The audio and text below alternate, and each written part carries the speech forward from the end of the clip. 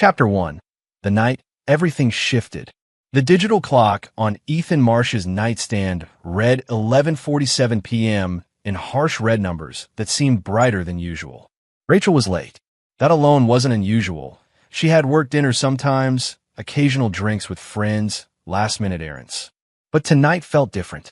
He couldn't explain why. Maybe it was the way she'd rushed out earlier, barely kissing him goodbye. Maybe it was the tightness in her voice when she'd said, "Don't wait up." He had waited anyway.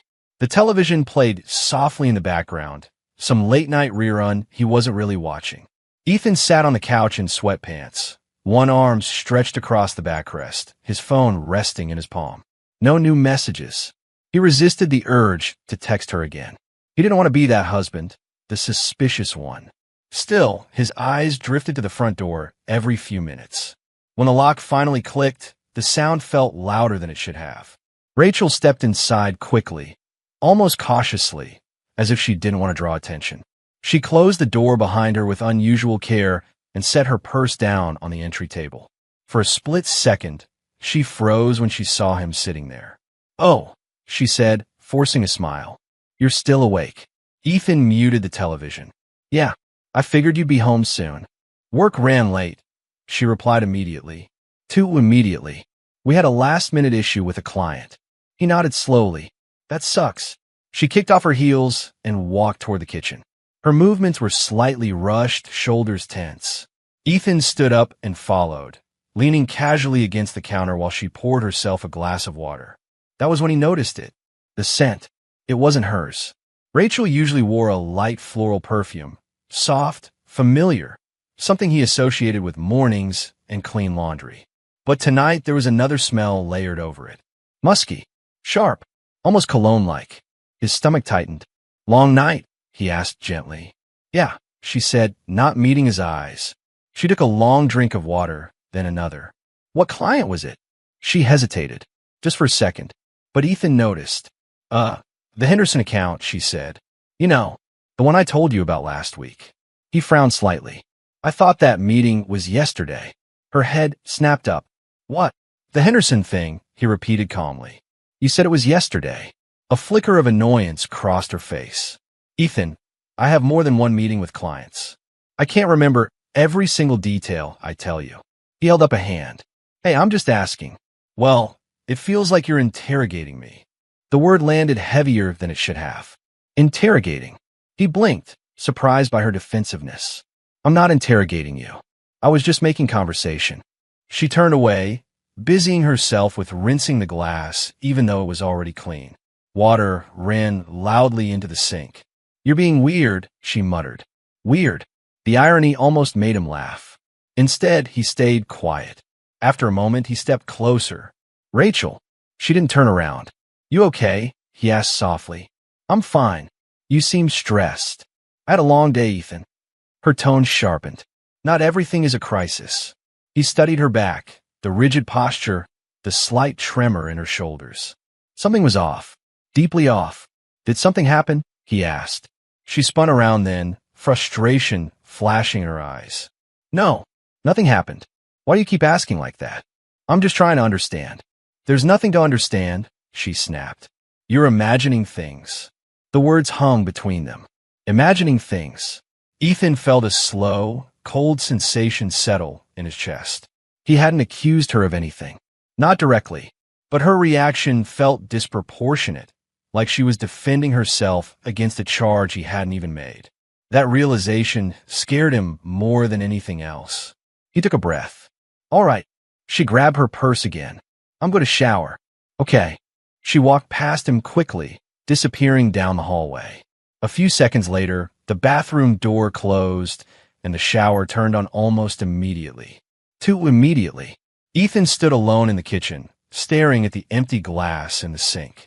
His mind replayed the evening in fragments. Her hesitation, the unfamiliar scent, the defensiveness, the rushed shower. None of it was proof.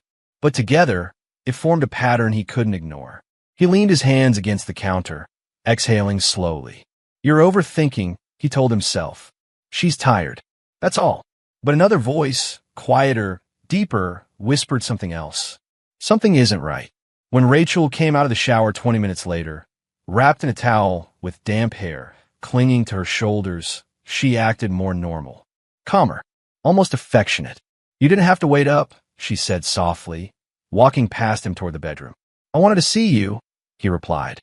She gave him a small smile, but it didn't quite reach her eyes. They got into bed without much conversation. She turned off the lamp quickly and rolled on her side, back facing him. "Good night," she murmured. "Good night." The darkness felt heavier than usual. Ethan lay on his back, staring at the ceiling. He could hear the faint rhythm of her breathing beside him, steady and controlled, almost like someone pretending to be asleep. Minutes passed, then an hour. Sleep didn't come. His thoughts moved in slow circles. He trusted Rachel. He had always trusted her. Their marriage had never been dramatic. No screaming fights. No broken promises. They'd built their life on quiet reliability, shared routines, mutual respect, comfort. That foundation wasn't supposed to crack. And yet tonight, something had shifted. Not broken, not shattered, just shifted, like a hairline fracture in glass. Invisible at first glance, but impossible to ignore once you saw it. He turned his head slightly, looking at her silhouette in the darkness. "Rachel," he whispered. No response. Maybe she was asleep. Maybe she was pretending. He didn't ask again. Instead, he lay there, eyes open, listening to the silence between them. For the first time since they'd been married, a thought crept into his mind. Unwanted, unwelcome, but impossible to stop. What if I don't know her as well as I think I do? The question lingered long after midnight. And somewhere in that quiet darkness, Ethan realized something important. Trust didn't usually shatter all at once. Sometimes it started with a feeling, a hesitation, a moment that didn't quite make sense. He didn't have proof. He didn't have answers. But he had instinct, and that instinct was telling him clearly, steadily, that something had changed. Rachel had come home late, smelling unfamiliar and acting defensive. Her explanations didn't add up, but she insisted he was imagining things. Ethan didn't argue loudly. Instead, a quiet unease settled inside him. That night, he lay awake realizing trust had already begun to break, even without proof. Chapter 2. Leaving without a fight. Morning arrived, quietly, almost deceptively peaceful. Sunlight slipped through the bedroom curtains in thin golden lines, stretching across the bed and the wall like nothing had changed. Rachel was still asleep beside him, her face relaxed, hair spread across the pillow in soft waves. To anyone else, it would have looked like a normal morning in a normal marriage. But Ethan hadn't slept. Not really. He had drifted in and out of shallow rest, his mind replaying the previous night over and over until the memories blurred together. Every small detail had grown louder in the silence, the hesitation in her voice, the unfamiliar scent, the defensiveness that didn't match his questions. By the time his alarm buzzed at 6:30 a.m., he already knew what he was going to do. He turned it off quickly so it wouldn't wake her. For a few seconds, he just sat there on the edge of the bed, elbows resting on his knees, staring at the floor. His chest felt tight, but not in an explosive way. It was more like pressure building slowly, steadily, the kind that didn't release with yelling or tears. He stood up quietly and walked to the closet. The familiar routine felt strange now. He pulled out a duffel bag from the top shelf, the same one he used for overnight fire station shifts, and set it on the bed. The zipper sounded louder than it should have. Rachel stirred slightly, but didn't wake. Ethan moved methodically. A few shirts, jeans, underwear, toiletries from the bathroom cabinet, phone charger. Nothing sentimental, nothing permanent, just enough. Each item he packed felt like a small confirmation that this was real, that he was actually leaving. Halfway through, Rachel's voice broke the silence behind him. "What are you doing?" He turned. She was sitting up now, eyes squinting against the morning light, confusion written across her face. Her gaze dropped to the bag, then back to him. "Ethan, what is that?" "I'm going to stay somewhere else for a few days," he said calmly. The confusion turned into alarm almost instantly. "What? What?" He zipped the side pocket before answering. "I just need some space." Her heartbeat seemed to jump in her throat. Space? From what? He met her eyes. From us. The words landed like a physical blow. Rachel pushed the blankets aside and stood up quickly, still wearing her sleep shirt. This is about last night? He didn't respond immediately. That's ridiculous, she said, voice rising. You're seriously doing this because I came home late? It's not just that, he said quietly. Then what is it? She demanded. Because I don't understand what's happening right now. Ethan rested his hands on the bag for a moment, choosing his words carefully. Something feels off, Rachel. Her expression shifted, first confusion, then irritation. Off. That's not a reason to leave your wife. I'm not leaving permanently, he replied. I just need time to think. There's nothing to think about, she said, louder now. You're overreacting. Maybe he was. The thought had crossed his mind a dozen times during the night. But the feeling in his chest wouldn't go away. I might be, he admitted, but I can't ignore it. Rachel stepped closer, her voice trembling. Ignore what? Ethan, nothing happened. I told you that. I know you did. Then why are you acting like I did something wrong? He looked at her for a long moment. Because your reaction didn't match the situation. Because you seemed guilty before I even accused you. Because I don't recognize the way you looked at me last night. But he didn't say any of that. Instead, he said, I'm not accusing you. Then what are you doing? She asked, tears starting to form. I'm listening to my instincts. That answer seemed to scare her more than anything else. Her voice cracked. Your instincts are wrong. Maybe. Ethan, please, she whispered, grabbing his arm. Don't do this. The contact felt familiar, warm, desperate, but something inside him remained still. Usually, when Rachel cried, his immediate reaction was to comfort her, to fix whatever was wrong, to pull her into his arms and promise everything would be okay. Today, he didn't move. That realization hurt more than the situation itself. I'm not trying to hurt you, he said gently. Then don't leave, she said, tears sliding down her cheeks. Just stay. We can talk about it. We are talking.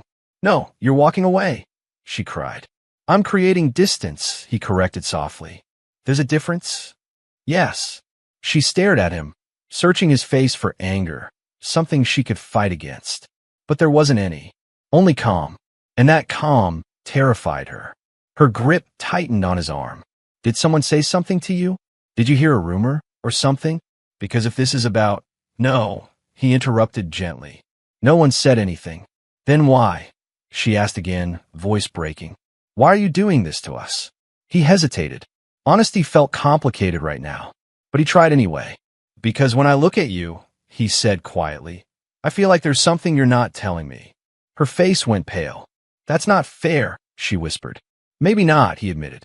But it's how I feel. I told you nothing happened. I know. Then believe me. He wanted to. God, he wanted to. But belief wasn't something he could force. I need time, he said. Rachel shook her head, panic rising. Time for what? To convince yourself I'm lying? No. Time to figure out why I feel like this. She let out a shaky breath, tears falling faster now. You're going to regret this. Maybe. Ethan. Her voice softened into a plea. Please don't go. For a moment, silence filled the room. He looked at her, really looked. The woman he had married. The person he'd built his life with. And he realized something painful. Love was still there, but certainly wasn't. He picked up the bag. Rachel's hand slid down his arm as he moved past her. You're really leaving, she said faintly. Just for a few days. That's how it starts, she whispered. He paused near the doorway, turning back one last time. I'm not ending anything right now. Then what are you doing? I'm making sure I don't ignore something important. Her shoulders collapsed slightly, like the fight had drained out of her. I didn't do anything, she said again, softer this time. I hear you. It wasn't the same as believing. He walked down the hallway, grabbed his keys from the table, and opened the front door. The cool morning air hit his face immediately. Behind him, Rachel's quiet crying filled the house. For a second, he almost turned around. Almost. But the unease in his chest stayed. So he stepped outside and closed the door. The next morning, Ethan calmly packed a bag and prepared to leave.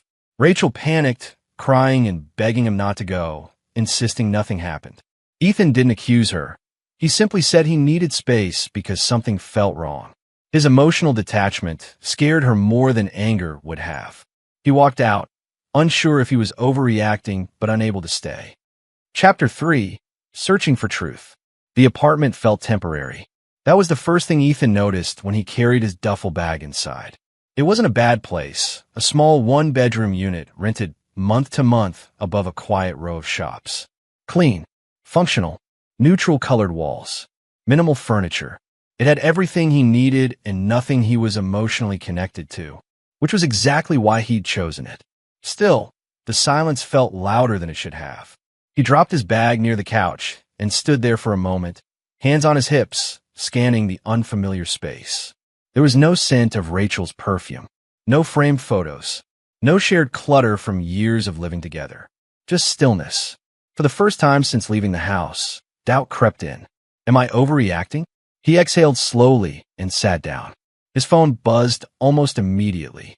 Rachel, did you get there? He stared at the message. A minute later, another one appeared.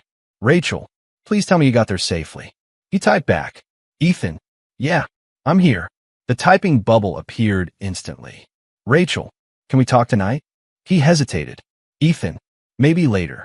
I need some time today. 3 dots again. Rachel, okay, I love you. His chest tightened. He didn't respond. The next few days settled into an uneasy routine. Rachel texted him every morning. Good morning. Did you sleep okay? I miss you. Sometimes she called in the evenings. Sometimes he answered. Sometimes he didn't. When he did pick up, the conversations were strangely normal. How was work, she'd ask. Busy, he'd reply. Did you eat? Yeah. Small talk. Safe topics. No confrontation unless he brought it up, which he rarely did. One night, she said softly, When are you coming home? He paused before answering. I don't know yet. A long silence followed. I didn't do anything, she said again. I know, but knowing and believing were still two different things. A week after he left, Ethan sat across from a man named Mr. Lawson in a quiet office downtown. The decision to meet a lawyer hadn't come from anger. It came from uncertainty. I'm not sure I even want a divorce, Ethan admitted, resting his forearms on his knees. I just need to understand my options. Mr. Lawson nodded calmly. That's more common than you'd think. Ethan glanced around the office. Shelves of legal books, framed certificates, a large window overlooking the street below. What made you consider this? The lawyer asked. Ethan hesitated. There's no proof, he said finally. Just a feeling. Mr. Lawson leaned back slightly. A feeling your spouse may be unfaithful? Ethan nodded once. Has she admitted anything? No. Have you found evidence? No. Then why are you here? The question wasn't judgmental, just direct. Ethan took a breath. Because I don't trust what I'm being told. Mr. Lawson studied him for a moment, then said, Sometimes people come in after discovering an affair. Sometimes they come in because they suspect one. And sometimes they come in because something in the relationship has shifted and they don't know why. That last sentence landed hard. What would you do? Ethan asked quietly. I'm not married to your wife, Mr. Lawson replied gently. But I can tell you this, clarity is better than confusion, even if the clarity hurts. Ethan nodded slowly. They discussed finances, property, timelines, practical things that felt surreal to talk about. Nothing was filed yet, nothing final, but the conversation made something real in his mind. There was a path forward if he needed it. Meanwhile, Rachel's behavior didn't change in any obvious way. She still texted every day. She still said she loved him. She still asked when he was coming home. Once, she sent a photo of their living room with the caption, It feels empty without you here. Another time, I made your favorite pasta tonight. Wish you were here to eat it with me. On the surface, everything looked normal. Too normal. That was what confused him most. If she had something to hide, wouldn't there be signs? Missed calls, strange hours, suspicious behavior. But he didn't see any of that. Instead, he saw consistency, routine, almost effort. One afternoon, he drove past the house after work without planning to. His truck slowed as he approached the street. The lights were on inside. Rachel's car was in the driveway. Curtains open. Everything looked exactly the same as it always had. Domestic. Ordinary. He didn't stop. He kept driving. But his chest felt heavier afterward. The worst part wasn't suspicion. It was doubt about his own judgment. At night, lying alone in the apartment, his mind replayed the same questions. What if she really didn't do anything? What if I'm destroying my marriage over nothing? What kind of husband leaves without proof? But then he'd remember her reaction that night. The defensiveness, the tension, the unfamiliar scent, and the unease would return. It wasn't loud. It wasn't dramatic. Just steady, persistent, like background noise you couldn't turn off. 2 weeks after moving out, Rachel called him late in the evening. Her voice sounded small. Are you ever coming back? I don't know, he said honestly. A pause. I feel like you've already decided I'm guilty, she whispered. I haven't. Then why are you still gone? He searched for the right words. Because something doesn't feel right, he said finally. That's not an answer, she said, frustration creeping in. It's the only honest one I have. Silence filled the line again. I love you, she said softly. I know, but the certainty that used to accompany those words was missing. Days turned into weeks. No proof appeared. No confession came. Nothing dramatic happened. And yet Ethan couldn't shake the feeling that returning home would mean ignoring something important inside himself. One evening, sitting alone on his apartment balcony, watching the sun set behind the buildings, he finally understood something. Truth didn't always reveal itself immediately. Sometimes it stayed hidden beneath the surface. And sometimes the absence of proof didn't mean the absence of a problem. Living alone, Ethan hired a divorce attorney quietly, wanting clarity rather than revenge. He observed Rachel's behavior from afar. She acted normal, texted him, tried to maintain routine. The lack of obvious evidence confused him, making him question himself. Still, his instincts wouldn't let him return. He realized sometimes the absence of truth was its own answer. Chapter 4: The Box of Memories. The knock on Ethan's apartment door came just after 7 in the evening. He wasn't expecting anyone. For a moment, he considered ignoring it. He had just gotten home from work, still in a station t-shirt, exhaustion sitting heavy in his shoulders. But the knock came again, softer this time, almost hesitant. Something in his chest tightened. He already knew who it was. When he opened the door, Rachel stood there holding a medium-sized cardboard box against her chest. Her eyes were red, not freshly crying, more like she had been crying on and off for hours. Hi, she said quietly. Ethan blinked, surprised despite himself. Rachel, what are you doing here? I needed to see you, she replied.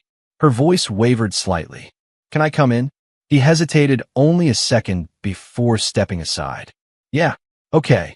She walked in slowly, looking around the apartment as if taking inventory of his new life. Her gaze lingered on the couch, the kitchen counter, the half-empty bookshelf. It's nice, she said, though her tone suggested she hated it. It's temporary, he replied. She nodded, gripping the box tighter. What's that? He asked. Instead of answering immediately, she set it carefully on the coffee table. Then she looked at him. I brought you something. Ethan stepped closer, confusion mixing with curiosity. Rachel opened the flaps of the box. Inside were pieces of their life. Photographs, ticket stubs, cards, small souvenirs from trips. For a moment, Ethan forgot how to breathe. He reached down slowly and picked up the first thing he saw, a photo from their honeymoon. They were standing on a beach, arms wrapped around each other, sunburned and smiling like idiots. I thought you might want to remember, Rachel said softly. His chest tightened. I already remember, he said. She swallowed. Then why does it feel like you're trying to erase us? I'm not erasing anything. It feels like it, she whispered. She pulled out another item, a folded restaurant receipt. Our first anniversary, she said. You insisted on ordering the most expensive steak, even though we couldn't afford it. He almost smiled. You told me we'd be eating ramen for a week after. We did, she said, a faint laugh escaping through tears.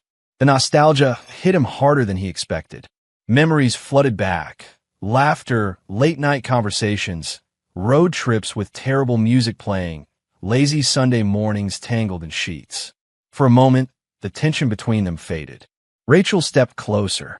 Ethan, we've built so much together, she said gently. You can't just walk away from that. I'm not walking away from our history, he replied quietly. Then come home. The words hung in the air. He looked down at the box again.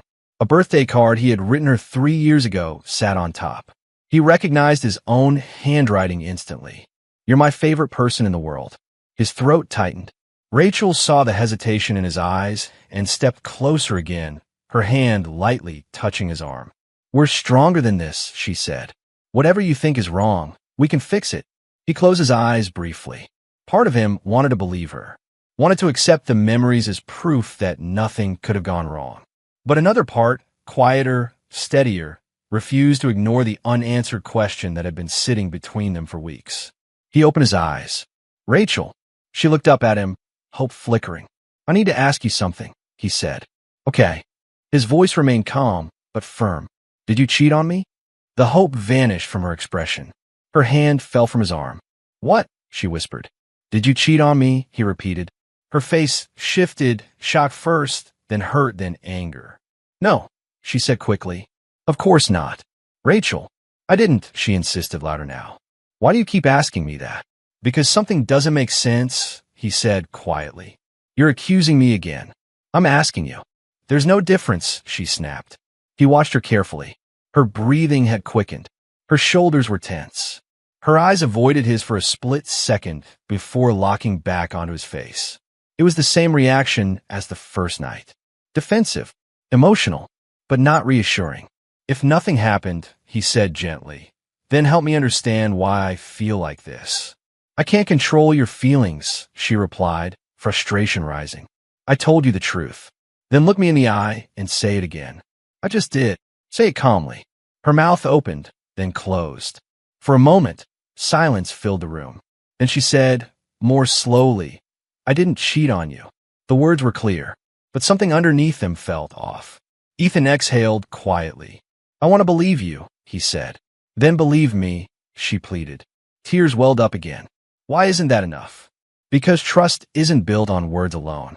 Because instinct doesn't disappear just because someone denies something. Because your reaction doesn't match your innocence." But he didn't say those thoughts out loud. Instead, he said, "I need honesty more than comfort right now." "I am being honest," she cried. He shook his head slightly. "No," he said softly. "You're trying to fix how I feel." "That's what people do in marriages," she said, voice breaking. "We support each other." "Yes," he agreed, "but we don't manipulate each other." The word hit her hard. "I'm not manipulating you," she whispered. "You brought a box of memories," he said gently. "You're reminding me of everything we've had, instead of answering the one thing I'm asking." Her tears spilled over. "I'm trying to save us," she said. "I know. Then let me." "I can't," he replied quietly. "Not without clarity." Her shoulders sagged. For the first time since she arrived, she looked defeated. "So that's it?" she asked faintly. "You're choosing suspicion over me?" "I'm choosing truth," he said. "And if there's no truth to find, then we'll know that too." She stared at him for a long moment, searching his face for any sign he might change his mind. But his expression stayed calm, steady, resolved. Finally, she wiped her cheeks with the back of her hand and nodded weakly. "I don't know how to prove something that didn't happen," she said. "I understand," he replied. Neither of them moved for a few seconds. Then she picked up the box slowly. "You should keep these," she said. He hesitated. "Maybe later." Her face crumpled slightly at that. "Okay," she whispered. She walked toward the door, movements slower than when she arrived. Before opening it, she turned back. "I love you," she said. "I know," he replied. The door closed behind her with a soft click. Rachel visited Ethan with a box filled with photos and mementos from their relationship. She tried to reignite nostalgia, reminding him of their history and love. Ethan almost softened, but he asked directly if she cheated. She denied it again. The moment collapsed. Ethan recognized her emotional manipulation and gently refused reconciliation without honesty. They separated once more, tension unresolved. Chapter 5, The Party and the Kiss. Ethan almost didn't go. The invitation had been sitting in his messages for 3 days, a casual group gathering hosted by one of their mutual friends. Normally, he would have declined without hesitation.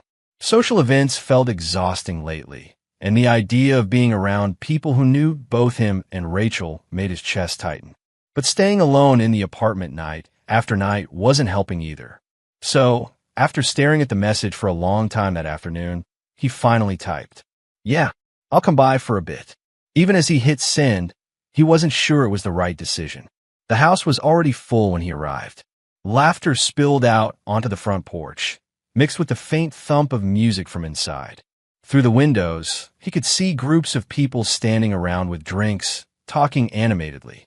For a moment, he sat in his truck with the engine off, hands resting on the steering wheel. You can still leave, he thought.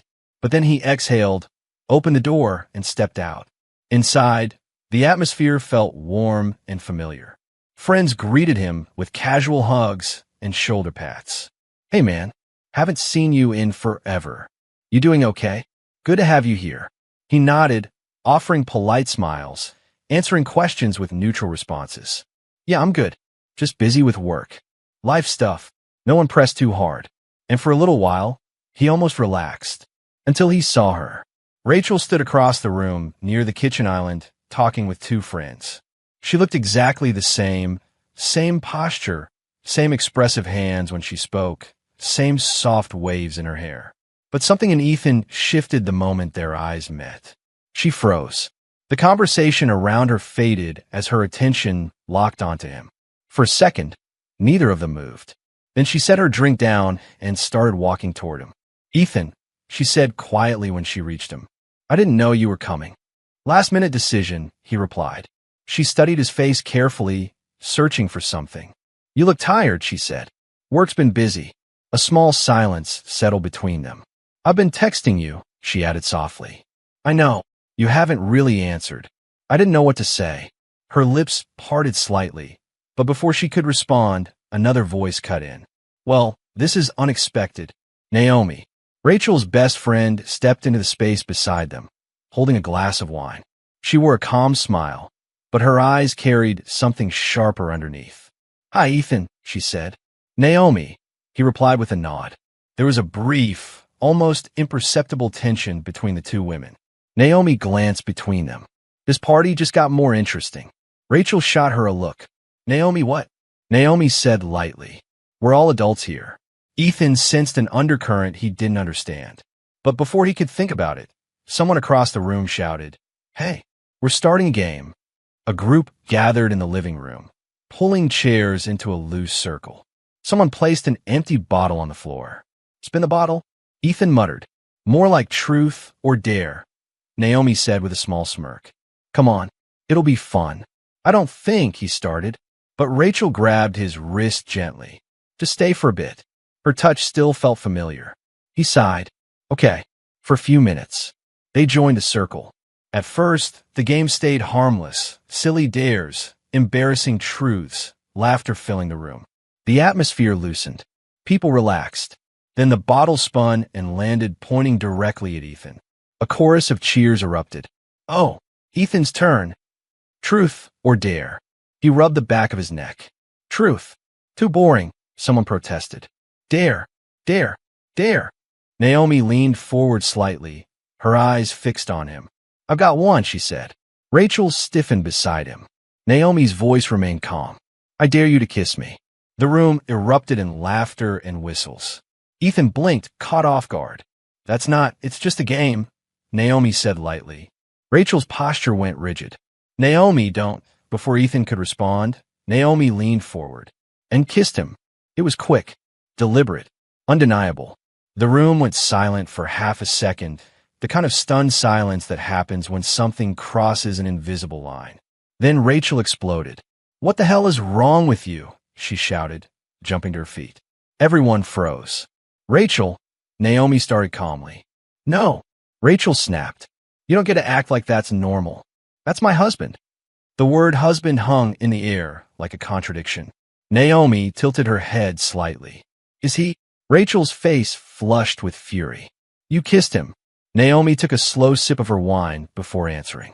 "Yes," she said. "I did." "How dare you?" Rachel shouted. The room felt charged, electric with tension. Naomi set her glass down carefully. Then she looked directly at Rachel. Her expression shifted, the calm smile fading into something colder. More precise. "The same way you dare to sleep with my husband," Naomi said evenly. The words landed like a bomb. Silence swallowed the room. Rachel's face went white. "What?" someone whispered. Naomi didn't raise her voice. She didn't need to. "You heard me," she said. "Marcus, my husband, the man you've been sleeping with for months." Gasps spread through the circle. Rachel's mouth opened, but no words came out. "That's not," she started weakly. Naomi laughed softly. "Please don't insult everyone here by lying again." Ethan felt the world tilt slightly. Marcus, Naomi's husband, the unfamiliar scent, the defensiveness, the instinct that wouldn't go away. Everything clicked into place at once. He didn't feel anger. Not immediately. Just clarity. A heavy, undeniable confirmation. Rachel looked at him, panic flooding her eyes. "Ethan, he stood up quietly. The room remained frozen, everyone watching him, waiting for some kind of reaction. But he didn't yell. He didn't accuse. He didn't ask questions. There was nothing left to ask. He walked past Rachel without speaking. "Ethan," she called after him, voice breaking. He didn't stop. He grabbed his jacket from the chair near the door and stepped outside into the cool night air. Behind him, the muffled chaos of voices erupted inside the house. At a gathering with mutual friends, Ethan attended reluctantly. Rachel was there, along with her best friend Naomi. During a game of dares, Naomi suddenly kissed Ethan. Rachel exploded with outrage, accusing both of betrayal. Then Naomi calmly delivered the truth. Rachel had been sleeping with Naomi's husband, Marcus. The room fell silent. Ethan didn't react dramatically. He simply walked away, emotionally finished. Chapter 6, The Final Conversation. The cool night air hit Ethan's face the moment he stepped off the porch. He barely registered the sound of the door behind him or the distant murmur of voices inside the house. His mind felt strangely quiet, not empty, but settled, like a puzzle that had finally snapped into place after weeks of uncertainty. Marcus. The name echoed in his head. Naomi's husband. The unfamiliar scent. The defensive reactions. The instinct he'd tried to ignore. He reached his truck and placed his hand on the door handle. "Ethan." Rachel's voice cut through the night, sharp and desperate. Footsteps pounded across the driveway behind him. He closed his eyes briefly before turning around. Rachel rushed toward him, tears streaming down her face, mascara smudged beneath her eyes. She looked panicked, more panicked than he had ever seen her. "Ethan, wait," she said breathlessly, grabbing his arm. He didn't pull away, but he didn't respond either. Her chest heaved as she tried to catch her breath. "Please, just listen to me." He nodded once. "Okay." That calm response seemed to throw her off. Her voice cracked. "I didn't want you to find out like that." The words hung between them. Find out. Not deny. Not argue. Just acknowledge. A strange sense of confirmation settled deeper inside him. "How long?" he asked quietly. She swallowed. It wasn't like that." "How long, Rachel?" Her eyes dropped to the ground. "A few months," she whispered. The number didn't shock him the way he expected. Instead, it felt like hearing the final piece of information in a report he already understood. He nodded slowly. "I'm sorry," she said quickly, tears falling faster. "It was a mistake. It didn't mean anything." The phrase landed flat. A mistake. Months. Those two ideas didn't belong in the same sentence. "You slept with him more than once," Ethan said calmly. Her shoulders shook. "Yes, but that's not a mistake." She flinched. "It just happened," she said weakly. "We were talking, and he was there for me. And I felt lonely because you were always working, and..." He raised a hand slightly. "Rachel." She stopped talking. His voice remained even. "You made a series of choices." Her mouth trembled. I know, and I regret them. I swear I do." "Do you?" "Yes," she cried. "I ended it. I told him it was over." Ethan studied her face carefully. "Before tonight?" he asked. She hesitated. That hesitation was answer enough. Her eyes filled with fresh panic. I just needed time to figure things out." He nodded once more, absorbing the information without visible emotion. "Ethan, please," she said, gripping his jacket. "It didn't mean anything. He doesn't matter to me. You're the one I love." The words might have meant everything a month ago. Now they felt distant, muted. "Why didn't you tell me?" he asked. I was scared, she admitted. I didn't want to lose you. You already did, he said quietly. Her face crumpled. No, I haven't, she insisted desperately. You're right here. We can fix this. Couples get through worse things all the time. He didn't argue, but he didn't agree either. She searched his face frantically. Say something. He took a slow breath. I filed for divorce, he said. The world seemed to stop. Rachel blinked, confusion replacing panic. What? I filed, he repeated calmly. Last week. Her grip on his jacket loosened, as if the strength drained out of her fingers. You what? She whispered. I wasn't sure before tonight, he continued. But I started the process. Shock spread across her face, followed quickly by fear. You're already planning to leave me? She asked, voice shaking. I was preparing for the possibility. But you didn't even know for sure. I knew enough, he replied. Her head shook rapidly. No, Ethan, you can't do this. We can go to therapy. We can work through it. I'll do anything. The desperation in her voice was raw now. Anything, he asked softly. Yes. Then be honest. I'm being honest. Completely. She hesitated again. The pattern repeated itself. And in that hesitation, Ethan felt something inside him finally settle. Acceptance. Not explosive. Not dramatic. Just clear. There's no path back from this for me, he said gently. Her eyes widened. You don't mean that. I do. You're just hurt right now, she insisted. You're reacting. No, he said calmly. I've had weeks to think. Tears streamed down her face. I love you. I know. That has to count for something. It does, he said. But it doesn't erase what happened. Her voice broke completely. Please don't throw our marriage away over one mistake. He looked at her for a long moment. Our marriage didn't break tonight, he said quietly. It broke when you chose someone else. The words landed harder than any shout could have. Rachel covered her mouth, sobbing.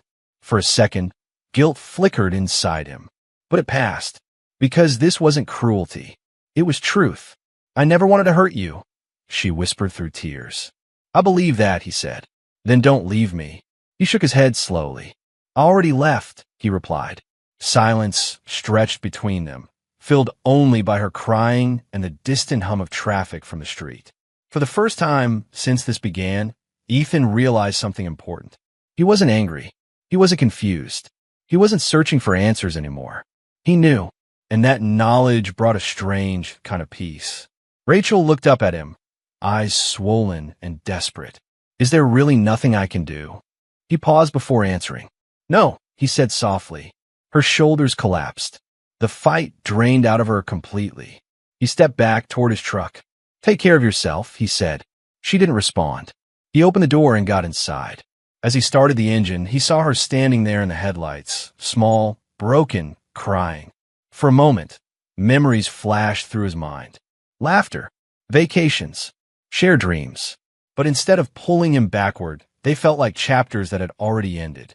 Rachel ran after Ethan outside, crying and finally admitting she had made a mistake. She tried to minimize the affair, calling it meaningless. Ethan revealed he had already filed for divorce before that night. Her shock turned to desperation, but his calm certainty showed there was no path back. For the first time, Ethan felt emotional closure beginning. Chapter 7. Court and Consequences.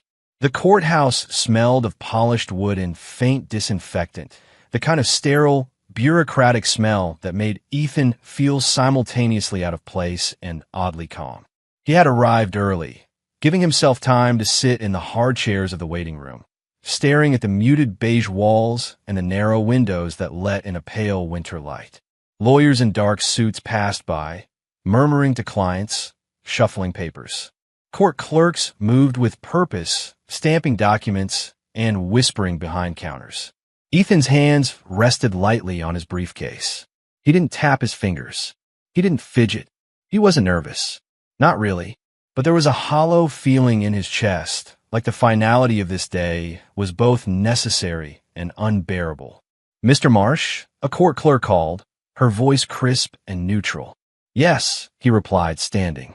She led him down a narrow corridor lined with doors. Some rooms were closed, others open, revealing people arguing quietly, lawyers gesturing with clipped hands, judges leaning over papers. The world felt small, almost staged, but every step toward the courtroom intensified the quiet tension in his chest. Inside, the room was more imposing than he remembered from the first time he'd visited. Dark wood paneling rose to a high ceiling. The judge sat behind a large desk, reviewing papers. Naomi was already there, seated in the witness section, holding a folder carefully in her lap. Her eyes met his for a moment, and she gave the slightest nod. Rachel wasn't there. Ethan noticed it immediately. There was an absence that rang louder than any angry confrontation could have. The empty chair in her designated spot spoke volumes, louder than any confession, louder than any lie. His lawyer, Mr. Lawson, leaned in slightly. "She's not here," he said quietly. "We'll proceed anyway. We have all the evidence ready." Ethan nodded. He had prepared for this, but that didn't mean the emptiness didn't hit him. The judge called the session to order. Papers shuffled. The clerk announced the case. Rachel's absence was noted officially. "Counselor Marsh," the judge said, looking directly at Ethan's lawyer. "Are you ready to proceed?" "Yes, Your Honor," Mr. Lawson replied. "We will provide testimony and supporting evidence." Naomi stood when called to the stand. Her composure was impeccable, despite the obvious tension in the room. "Please state your name for the record," the clerk said. "Naomi Ellis," she replied clearly.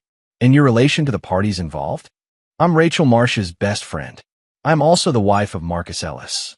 The name Marcus echoed in Ethan's mind, even here in the courtroom. He swallowed and let Naomi continue. "Have you observed inappropriate conduct between Rachel Marsh and your husband?" the lawyer asked. Naomi's gaze was steady. "Yes, I have evidence that Rachel and Marcus were involved in an affair over the past several months." She handed over a folder to the lawyer, who reviewed it and submitted it to the judge. Inside were text messages, photographs, and other documentation that clearly corroborated Naomi's testimony. The judge scanned the papers quickly, raising an eyebrow. "And you have personal knowledge of these events?" "Yes, Your Honor," Naomi replied. The room was quiet. The air seemed to thicken. Ethan sat in his seat, his hands resting lightly on his knees, watching her deliver the facts without embellishment or emotion. Her calm precision contrasted sharply with Rachel's absence. Questions were asked by the opposing side, but Naomi remained firm. Her voice never wavered. Ethan felt a deep respect for her in that moment, not just for her honesty, but for her courage. By the time the judge banged the gavel and turned his attention to the settlement, Ethan felt detached, almost floating outside of the experience.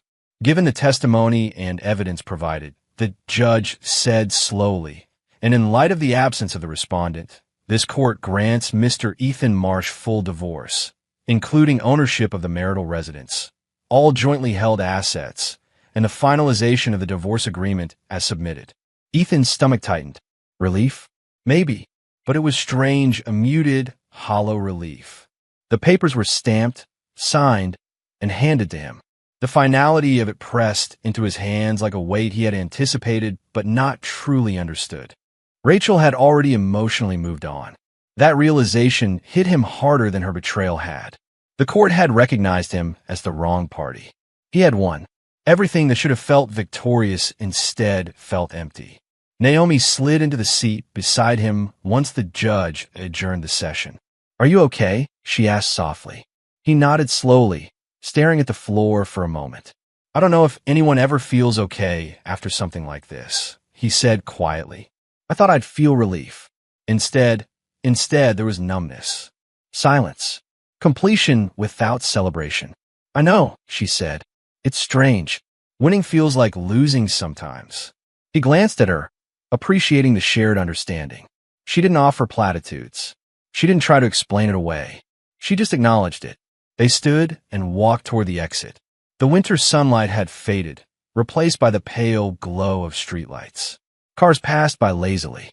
People were going about their ordinary lives, unaware of the emotional weight carried by the two of them. Ethan held the folder with the finalized divorce papers in his hand. The texture of the paper, the crisp, cold surface, was oddly comforting and alien at the same time. As he stepped into the street, The thought hit him. Closure doesn't always feel like triumph. Sometimes it is quiet. Sometimes it is numb. Sometimes it simply exists as a confirmation that a chapter is over. Rachel's absence had spoken louder than any confrontation could. It confirmed what Ethan had already suspected. She had emotionally moved on. Her betrayal was now backed by her indifference. And in that truth, Ethan felt something he hadn't in months. A strange, bittersweet freedom. He exhaled, letting the cold air fill his lungs, feeling the weight of everything that had happened, and realizing that life, messy, painful, and unpredictable, would continue. Naomi gave him a small, supportive smile. "Do you want to go get a coffee?" He shook his head slowly. "Not yet. I need a moment." She nodded, understanding. Words weren't necessary here. Ethan walked away from the courthouse, the folder clutched in his hand, feeling neither victorious nor defeated. Just done. The legal battle was over. The settlement secured. The divorce finalized. And yet, the emptiness in his chest confirmed a truth more profound than any courtroom judgment. Closure sometimes feels empty rather than victorious. Chapter 8. Naomi's Visit. Ethan was sitting on the balcony of his apartment when a knock came. The evening was quiet, a faint breeze rustling the leaves of the trees lining the street below. He wasn't expecting anyone, but when he glanced at the door, he saw Naomi standing there, coat wrapped tightly around her, her expression cautious yet determined. "Hi," she said softly, almost shyly. "Naomi," he replied, standing to open the door. "Come in." She stepped inside, letting the door close behind her. There was a pause, an almost awkward silence, as if neither knew how to begin. Naomi set her handbag down carefully on the couch and smoothed her coat. "I thought I should check in," she said finally. "After everything." Ethan nodded. "I appreciate that." He gestured toward the chair across from him. "Sit." She lowered herself onto the cushion, hands folded in her lap. Ethan sat opposite her, leaning back slightly, arms resting on the chair's arms. The apartment smelled faintly of coffee and the lingering scent of his cologne from the morning. It was neutral calm, a stark contrast to the chaos of the past few weeks. Naomi studied him for a moment. "I wanted to say, I'm sorry for what happened," she said. "All of it. For you, for me, for the way Rachel hurt both of us." He didn't flinch at the words. "Thank you," he said quietly. "It helps to hear it from someone who understands." Her eyes softened. "You understand too, I think. The way she lied, the way she betrayed both of us. It's like we were collateral damage in her choices." Ethan exhaled slowly. "It felt that way. I kept asking myself, how could someone I loved so much behave like that?" Naomi nodded, her fingers twisting slightly in her lap. "I asked the same thing. And yet here we are. Both of us hurt, both of us aware now." He considered her carefully. "Are you okay?" She shrugged, a small, bitter smile appearing. "I'll survive. But it's complicated. Rachel, she's already moved on. Openly dating him now." The words landed, but there was no shock, no flinch from Ethan. He merely nodded, taking a sip from the cup of water on the table. The calm detachment surprised even him. "Does it bother you?" Naomi asked, her voice low. He shook his head slowly. "Not in the way you think. I'm not angry. Not anymore. It's disappointing, yes. But I don't feel the need to fight her for attention or revenge. That chapter's closed." She tilted her head, studying him. "You're calm. I expected more fire, more pain. You seem composed." "I've spent weeks processing it," he said. "And there's a difference between feeling hurt and letting it control your life. I won't give her that power anymore." Naomi's lips pressed into a thin line, as if weighing his words carefully. "It's strange," she said. "We both lost trust in people we thought we could rely on, and yet here we are, talking not as adversaries, but as survivors." Ethan allowed a small smile. "Survivors. That's one way to put it." They sat in silence for a moment, listening to the distant hum of traffic outside, the occasional sound of a neighbor's dog barking. The quiet was almost comforting, a stark contrast to the tension of the courtroom and the emotional chaos of the past weeks. Naomi leaned forward slightly. "I wanted to ask you something. There's a gathering this weekend. Just a small one. Friends, drinks, casual. I thought maybe you could come. Not as anything romantic, just support. Company.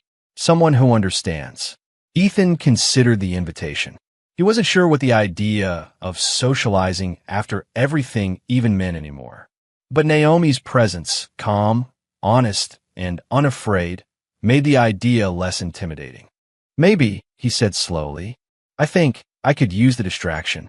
And company, yes. She smiled faintly. Relief softened her features. Good. No pressure. Just if you feel up to it. He nodded. Thank you. I appreciate it. Naomi leaned back in her chair, relaxing slightly. I guess it's the first time we can talk openly. Really openly. About everything that happened. No secrets. No lies. No pretending. Ethan met her gaze. It's a relief. Painful, but necessary. I needed to hear it from someone who saw the other side. She gave a small, humorless laugh. I guess that's me. The witness, the victim, maybe even the messenger. You were all of those things, he said. And somehow here we are, talking, still human. The words hung in the air, carrying a strange weight, acknowledgement, understanding, and a subtle bond forming. For the first time since the betrayal, Ethan felt a sense of calm. Not joy, not closure completely, but a quiet acceptance of reality. Naomi's voice softened. I don't want to drag you into my life unnecessarily. I just thought we could be honest with each other and maybe start to heal. I'd like that, he admitted. Talking like this helps. It's easier than being alone with my thoughts. She smiled, the faintest warmth touching her eyes. Me too. It's comforting to not have to pretend everything's fine when it isn't. They fell into a companionable silence, punctuated only by small sounds, the hum of the refrigerator, a car passing by, the occasional creak of the building settling. There was no awkwardness, no forced conversation, just quiet acknowledgement of shared experiences and mutual understanding. Naomi glanced at him again. You're handling all of this better than I expected, but don't pretend it doesn't sting. It will sometimes. That's normal. Ethan nodded. I know. I feel it. But I also know I won't let it define me. I've got to move forward. And maybe that starts with learning to trust carefully the right people again. She nodded slowly, understanding more in his words than he realized. The right people, she repeated. I like that. Maybe we can be part of each other's right people, at least for now. Not rushing anything, just support. Support, he echoed. And this time the word felt heavier, more tangible. Naomi reached into her bag and pulled out her coat, adjusting it before standing. I should go soon. Just want to check in and offer the invitation. No pressure, remember. He stood as well, walking her to the door.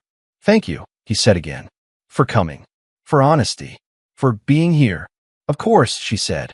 We've both been through a lot. It's nice to share it with someone who gets it. They paused for a moment at the doorway, an unspoken understanding passing between them. See you this weekend? Naomi asked softly. Maybe, he replied, managing a faint smile. I'll let you know. She nodded, stepping outside, the chill of the evening brushing against her face. Ethan closed the door behind her, leaning against it for a moment, letting out a long breath. He returned to the living room, sinking onto the couch, and allowed himself to simply exist in the quiet. For the first time in weeks, the tension inside him had eased, replaced by a strange, peaceful companionship, not romantic, not forced, just mutual acknowledgement of the pain they had endured and the understanding they could share. Naomi's visit had left him with something he hadn't expected, a quiet, tentative connection, a friendship born from shared betrayal, honest conversation, and the realization that moving forward didn't mean moving alone. For the first time, he felt a subtle but significant shift in his emotional landscape. There was no anger, no desire for revenge, just calm, careful acceptance. And with that, a seed of trust, cautious, fragile, but present, began to take root. Naomi had invited him to attend another social gathering together, not romantically, just as support. A quiet friendship began forming between them. Chapter 9, Public Collapse. The car ride to the party was quiet.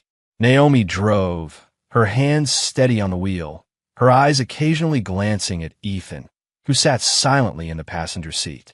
Neither spoke much, there was no need. The understanding between them was unspoken, formed over weeks of shared pain and quiet honesty. When they arrived, the neighborhood street was alive with music, laughter, and the hum of conversation spilling from a large house decorated with strings of soft white lights. Ethan stepped out first, taking in the scene with a measured attachment. He had attended parties before, but tonight felt different. Tonight, he was an observer, not a participant. Naomi followed, carrying a bottle of wine for the host. She offered a brief, encouraging smile. "Let's just stay calm," she said quietly. "We're here for ourselves, not to watch her spiral. But you'll see soon enough." Ethan nodded. His stomach didn't churn with anticipation or anger. It felt empty in a way that was oddly liberating. As they entered the living room, he spotted them immediately. Rachel and Marcus. They were standing close together near the center of the room, laughing in a way that looked rehearsed, their hands brushing occasionally.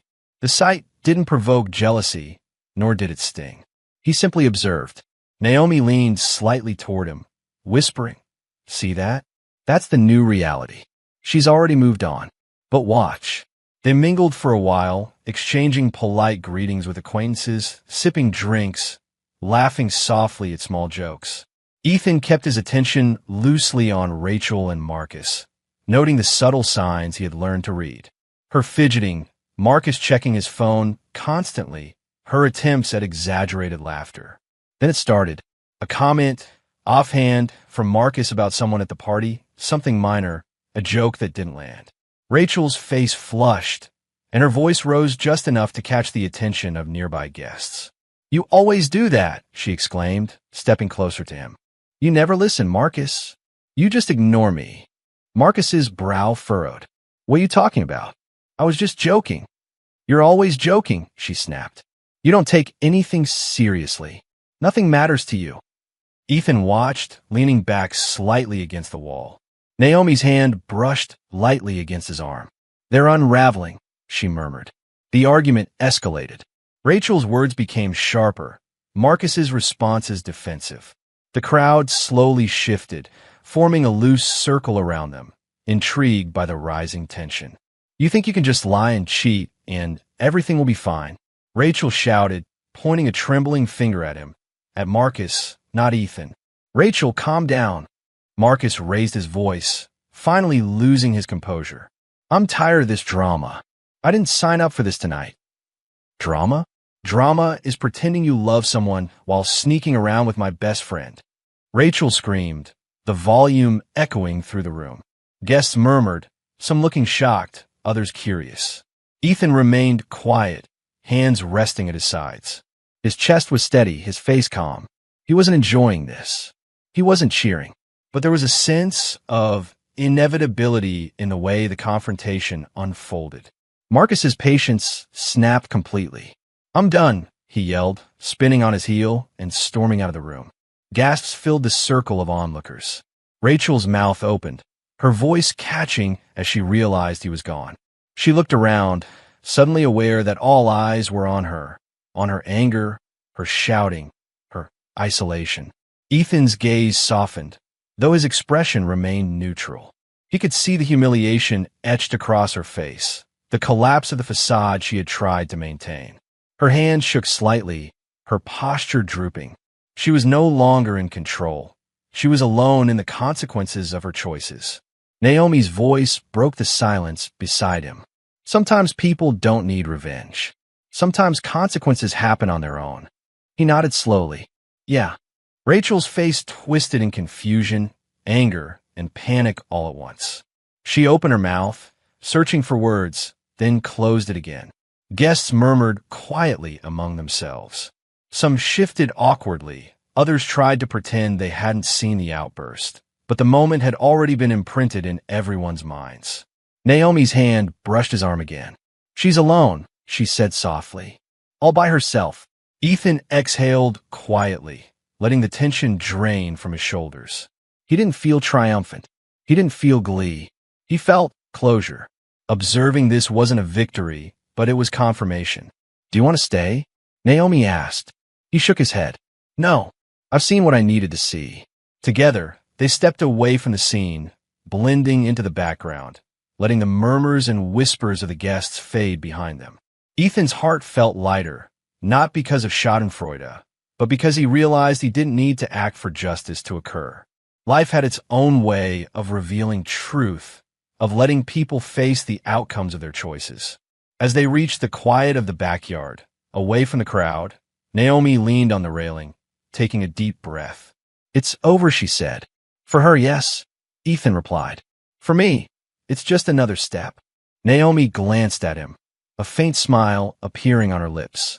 I think you're finally free, Ethan. Not angry, not hurt, just free. He nodded. I think so too. Watching it happen like that, it's strange. There's no satisfaction in revenge. Only understanding. Closure. They stood together silently, listening to the faint music from inside the house, the occasional laughter and chatter from the party.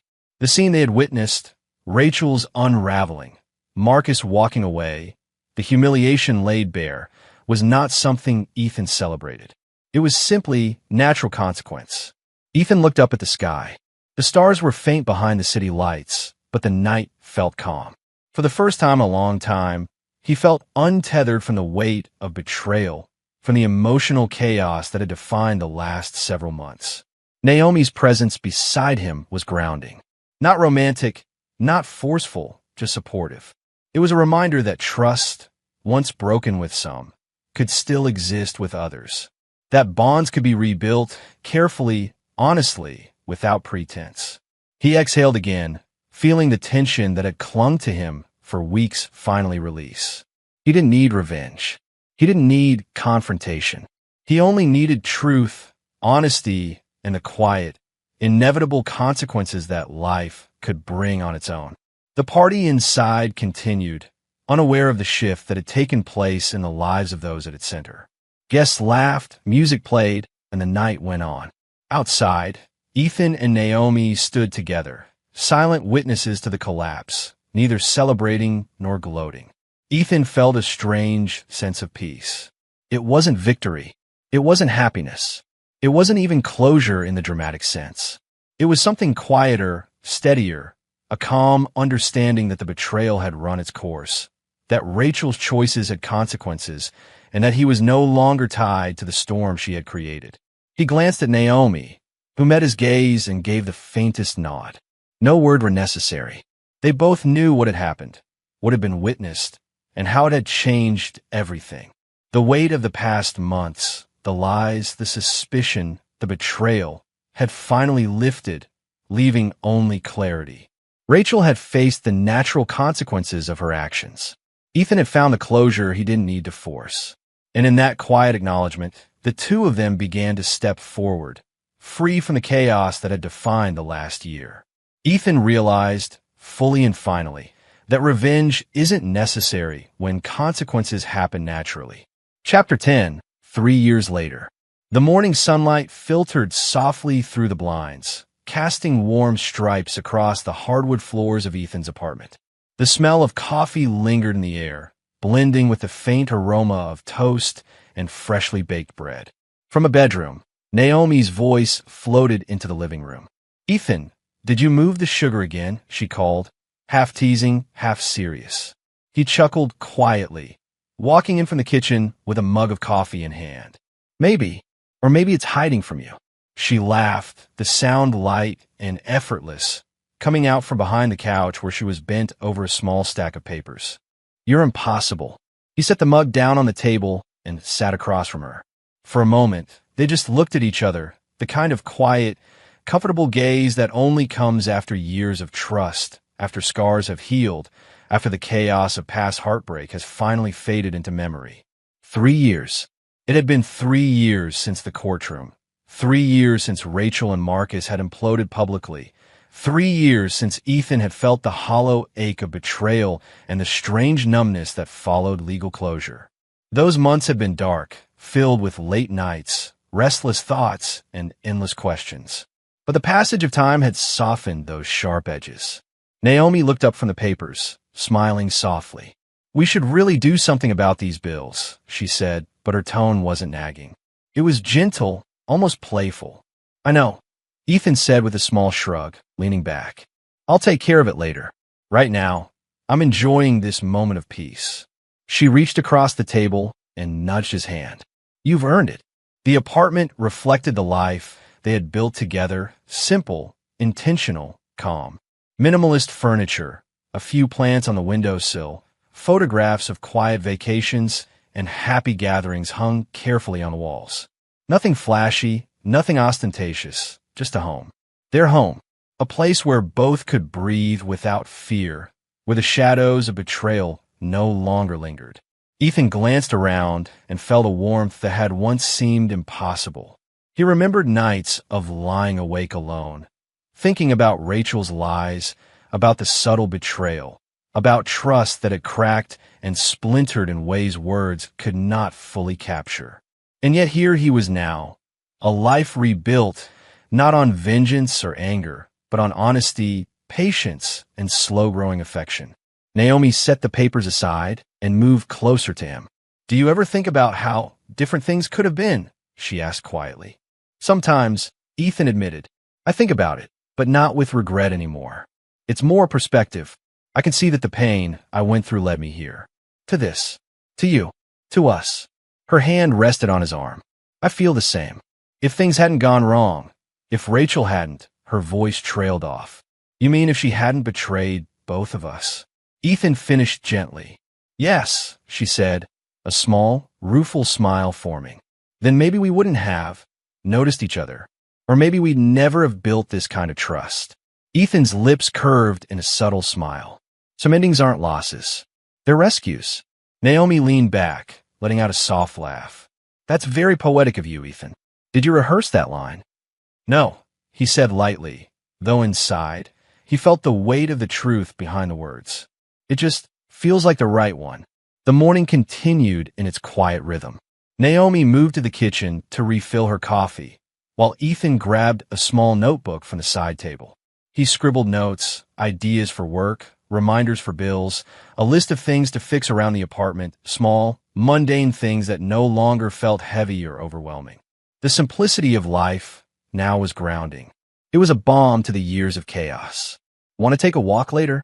Naomi asked, returning with her mug. "The weather's perfect. A little sun, some fresh air." "I'd like that," he said, smiling genuinely. "We haven't done that in a while." They spent the morning in quiet companionship, sharing coffee, reading, exchanging occasional jokes and observations. There was no need for dramatic confessions or reminders of past pain. Their conversation flowed naturally, interspersed with comfortable silences, silences that were no longer tense or anxious, but full of peace. At some point, Naomi glanced at him, her expression softening. "You've changed, Ethan. You are lighter. Not because the past is gone, but because you're not carrying it anymore." He considered her words, tracing the rim of his coffee mug with his finger. "It took a long time. I had to face the betrayal, accept what happened, and then decide what mattered going forward. Anger and resentment didn't help anyone. Not Rachel, not me, not even Naomi." Her eyes met his, a quiet gratitude shining in them. "I'm glad you're here. With me. Not just physically, but emotionally." Ethan reached across the table, taking her hand gently. "I'm glad too. We both had to heal. We both had to learn how to trust again. And now, I think we're ready for something steady. Something real." The day passed like that, calm, measured, unhurried. They went for a walk along the nearby river, watching the sunlight dance on the water. They spoke of light things, plans for the weekend, friends, a small garden Naomi wanted to start on the balcony. Yet underneath the mundane topics was a quiet acknowledgement of everything they had survived. At one point, Naomi paused, looking at the river. "Do you ever think about Rachel?" she asked quietly. Ethan shook his head. "Not really. Sometimes I remember the betrayal, but I don't dwell on her. She's part of the past, a chapter one learned from, but it doesn't live with me anymore." Naomi nodded, understanding. "That's how it should be." They walked a little further, then sat on a bench by the water, letting the sun warm their faces. Ethan felt the years of tension, betrayal, and uncertainty melt away in the quiet presence of someone who had shared his pain and walked beside him toward healing. "I never thought I'd feel this. Peace again," he said softly. Naomi's fingers intertwined with his. "Neither did I, but we made it." Slowly, carefully, honestly. Ethan smiled. "Exactly. There's no rush, no drama, just life together day by day." And in that moment, the simplicity of their life, the quiet joy of shared routines, and the emotional safety they had built felt more valuable than any dramatic resolution or vengeful triumph. The betrayal that had once threatened to destroy him had, paradoxically, led him to a life far better than he could have imagined. He looked at Naomi, at the warmth in her eyes, the calm in her expression, the trust between them, and felt a profound sense of contentment. Some endings, he realized fully, are not losses. Some endings are rescues. And for the first time in years, Ethan felt that he had truly arrived at one.